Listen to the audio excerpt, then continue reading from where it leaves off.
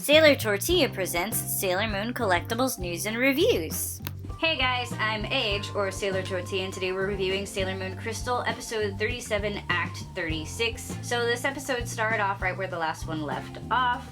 Uranus looks into the sky and says, "Is a storm coming? Gee, I don't know. I thought you were the expert on this."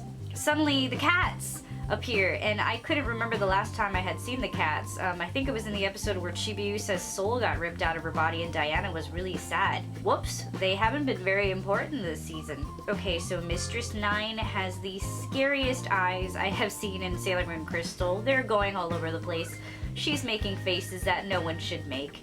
And of course this has to do with her possession, but oh wow, that was interesting, and a very interesting choice of animation.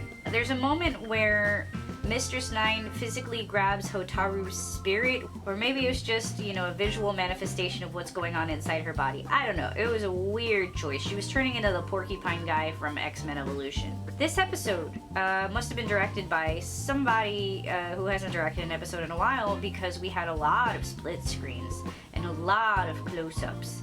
We even had a 3D split screen later on. I don't think I've seen that before. Mistress 9 does not know how to grab herself. She always grabs herself really weird. I took this one screen cap where it looks like she might be singing.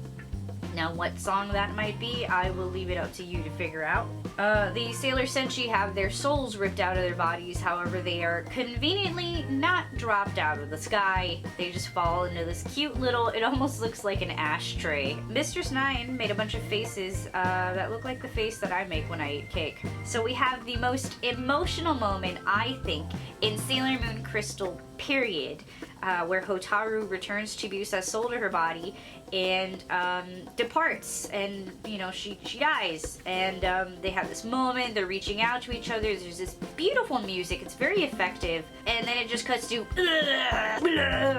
weird sound effects, no music, Mistress 9 doing some weird crap, scary face, and then back to the emotional stuff. Hotaru's spirit is going away because her body just got destroyed, and we had to see the body get destroyed, but you really had to turn off the music. Okay, Toei, you do what you do. That was weird, and it was a total mood killer.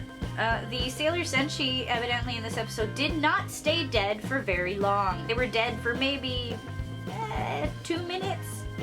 The Inner Senshi have been very without personality in this episode. They kind of all just complete each other's sentences, just like season 1. Chibiusa, your friend just died. But go fight. This is a reality check from Mamoru. Go fight. Go fight now. Can we just note that no one should ever be Chibiusa's friend, because if you do become her friend, you will die. She will get a power-up, but you will die. Last time Pluto died, she became Sailor Chibi Moon for the first time. This time Hotaru died. Now she's Super Sailor Chibi Moon. Maybe she's letting her friends die on purpose because she knows she's gonna get a power-up. I know that is a very controversial statement. So Chibiusa can straight up fly now. Okay, none of this. Maybe it's Uranus's power, maybe it's Sailor Jupiter's power, like in season 1 there was a green bubble when people would fly. No, now even Chibiusa just flies all on her own when she's flying. There's this really derp scene where she just kind of goes off the screen. Tuxedo Mask says, "I'll be there soon," and I'm thinking, I'll be there soon because I can't fly. Y'all can fly, I can't fly, but I'll be there soon. However, we find out later that Tuxedo Mask can become a missile, evidently. Now I'm going to touch on that right after I touch on the almost Tuxedo Mask transformation. That was awesome. He looked cool. It wasn't really a transformation, but hey, I felt like it was fan service because he looked so fine when he did it. So, later on, he appears at the battle from the sky. I took a bunch of screen caps. Like a missile. Tuxedo Mask is evidently a secret weapon by the Japanese government to rival, perhaps, the Star Wars project that was started by Ronald Reagan. I don't know! Tuxedo Mask says, "What are you doing? What are we doing? What are you doing? You just missiled through the sky with a cape, bro." Whatever, we'll talk about it later. I hope he never does that again, because that was really weird. So apparently he can fly, I guess. Whatever. Jupiter. makes the most obvious statement in Sailor Moon history. For the first time in Sailor Moon Crystal, Pink Sugar Heart Attack actually did something. And it actually did something really big.